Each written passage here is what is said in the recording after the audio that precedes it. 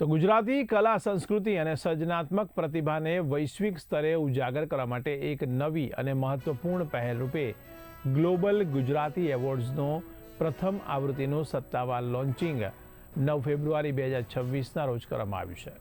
આ એવોર્ડ્સનું આયોજન AR9 holidays private limited દ્વારા કરવામાં આવી રહ્યું છે, જેમાં 7 માર્ચે કલ્ચરલ નાઇટ અને 8 માર્ચે ભવ્ય એવોર્ડ નાઇટનું આયોજન કરવામાં આવ્યું છે। ત્યારે ગુજરાતના વૈશ્વિક ઓળખ ધરાવતા સ્થળ કચ્છ યાત્રા રિસોર્ટ ધોરડો ખાતે આ કરવામાં આવશે। આ એવોર્ડ્સના આયોજન અંગે AR9 હોલિડેઝ પ્રાઇવેટ લિમિટેડના ડાયરેક્ટર તથા કચ્છ યાત્રા રિસોર્ટના સ્થાપક અરવિંદ રૂપારેલિયાએ માહિતી આપી છે। તો ગ્લોબલ ગુજરાતી એવોર્ડ્સ અંતર્ગત કલા, સંસ્કૃતિ, ક્રિએટર્સ, ફિલ્મ અને સંગીત ક્ષેત્રમાં ઉત્કૃષ્ટ યોગદાન આપનાર વ્યક્તિઓને 40થી વધુ કેટેગરીમાં સન્માનિત કરવામાં આવશે। તમામ કેટેગરીમાં વિજેતાઓની પસંદગી સ્વતંત્ર રીતે અને નિષ્પક્ષ જ્યુરી દ્વારા કરવામાં આવશે, જે આ એવોર્ડ્સની વિશ્વસનીયતા અને પ્રતિષ્ઠાને વધુ મજબૂત બનાવે છે। આ એવોર્ડ્સના આયોજન અંગે AR9 હોલિડેઝ પ્રાઇવેટ લિમિટેડના ડાયરેક્ટર તથા કચ્છ યાત્રા રિસોર્ટના સ્થાપક અરવિંદ રૂપાલિયાએ પોતાના વિશેષ નિવેદનમાં જણાવ્યું કે ગ્લોબલ ગુજરાતી એવોર્ડ્સ જેવી પહેલ કચ્છ માટે ગૌરવની બાબત છે। કચ્છ માત્ર પ્રવાસનનું કેન્દ્ર નથી, પરંતુ હવે તે ગુજરાતી કલા અને સંસ્કૃતિના વૈશ્વિક ઉત્સવનું કેન્દ્ર બનવા જઈ રહ્યું છે। AR9 માટે આ એક ગૌરવપૂર્ણ અવસર છે કે અમે આ પ્રથમ આવૃત્તિનું આયોજન કરી રહ્યા છીએ અને કચ્છ યાત્રા રિસોર્ટમાં ગુજરાતની ઓળખને વૈશ્વિક મંચ મળી રહ્યો છે।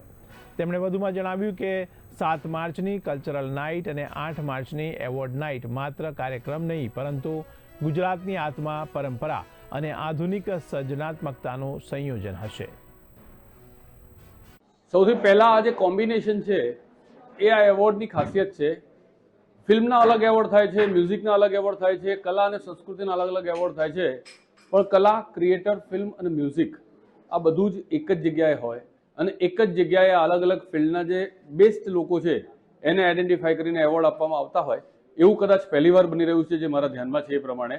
અને ગ્લોબલ ગુજરાતી એવોર્ડના સંદર્ભે આ 5 અલગ અલગ પાસા, કલા, સંસ્કૃતિ એટલે કે કલ્ચર, ક્રિએટર, ફિલ્મ અને મ્યુઝિક, આ અલગ અલગ દિશાઓમાંથી બેસ્ટ લોકોને આઈડેન્ટિફાઈ કરી અને એમને સન્માનિત કરવાનું કામ કરી રહ્યા છે।